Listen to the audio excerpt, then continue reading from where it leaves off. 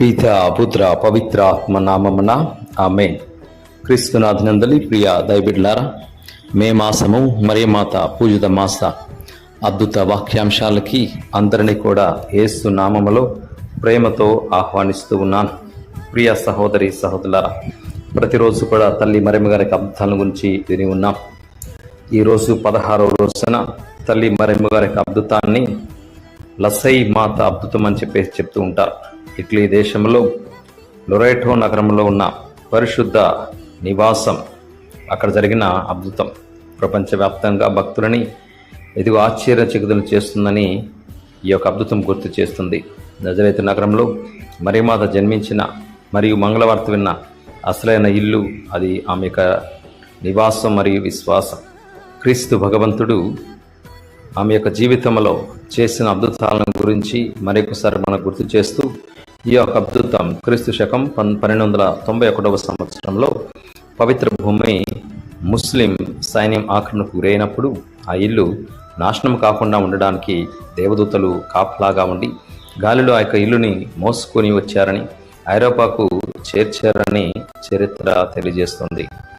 ఇల్లు మొదటిగా క్రొయేషియాకు, ఆ తర్వాత 1294లో ఇటలీలో లొరేటో అడవులకు చేరుకుందని. విచిత్రం ఏమిటంటే ఆ చిన్న ఇల్లు ఎటువంటి పునాదులు లేకుండా నేరుగా నేల మీద నిలబడి ఉంటుందని విశ్వాసం గుర్తు చేస్తుంది, చరిత్ర తెలియజేస్తుంది. శాస్త్రవేత్తలు అనేక సందర్భాలు పరీక్షించిన ఇంట్లోని రాళ్ళు మరియు మట్టి నజరేతు ప్రాంతానికి చెందినవని, ఇటలీలో అటువంటి రకం రాళ్ళు దొరకవని ధృవీకరించారు.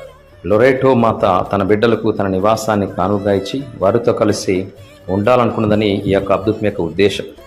ఈ అద్భుతం ద్వారా మనకు కుటుంబ వ్యవస్థ యొక్క ప్రాముఖ్యతను గుర్తు చేస్తుంది. యేసుక్రీస్తు భగవంతుడు మరియు తల్లి యేసు నివసించిన ఆ పవిత్ర నివాసం మన ఇళ్లకు ఒక మాదిరి. అక్కడ కేవలం ప్రార్థన, కష్టం మరియు ప్రేమ మాత్రమే ఉండేవి. ఆ ఇల్లు అనేక శతాబ్దాలుగా ఎంతోమంది పోపులను, రాజులను మరియు సామాన్య భక్తులను ఆకర్షించింది, విశ్వాసం నడిపించింది.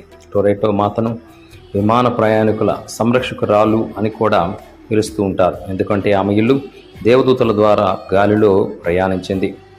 ఈ అద్భుతం ద్వారా తల్లి మరియమ్మ గారు మనకు తెలియజేసేది ఏమిటంటే, దేవుని కృపకు ఎటువంటి భౌగోళిక సరిహద్దులు లేవని, మన హృదయాలను మనం పరిశుద్ధముగా ఉంచుకుంటే దేవుడు మనలో ఎల్లప్పుడూ నివసిస్తాడని, లొరేటో నివాసం వలె మన ఇల్లు కూడా దైవిక నివాసముగా ఉండాలని, మన మధ్య విభేదాలు ఉండకుండా అటన్నింటి కూడా తొలగించి అందరినీ ఐక్యంగా చేసే గొప్ప అద్భుతం అని చెప్పేసి అద్భుతం గుర్తు చేస్తుంది.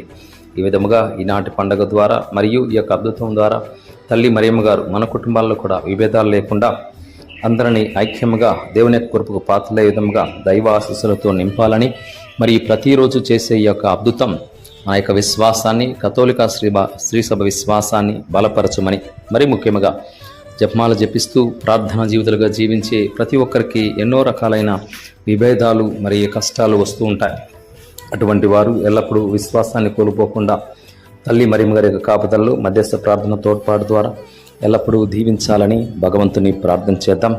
మరి ముఖ్యంగా కుటుంబంలో విభేదాలు ఉన్న వారికి అన్నీ తొలగించి వేసి ఐక్యముగా మరియు దేవుని కృపకు పాత్రలే విధంగా దీవించాలని భగవంతుని వేడుకుందాం. ప్రభు అయిన దేవాదేవుడు యొక్క అద్భుతాన్ని వింటున్న ప్రతి ఒక్కరిని తల్లి మరియమ్మ గారి మధ్యస్థ ప్రార్థన ద్వారా దీవించాలని వేడుకుంటూ భగవంతుని అర్థిద్దాం. ప్రభు మీతో నుందురుగాక, మీ ఆత్మతోను ఉందురుగాక. సర్వశక్తిగల సర్వేశ్వరుడు పిత పుత్ర పవిత్ర ఆత్మదేవుడు మనందరిని ఆశీర్వదించి తల్లి మరియమ్మ గారి ప్రార్థన తోడ్పాటు జపమాల అద్భుత శక్తి మనందరికీ దయచేయుదురుగాక. Amen. Praise the Lord. Hallelujah, hallelujah.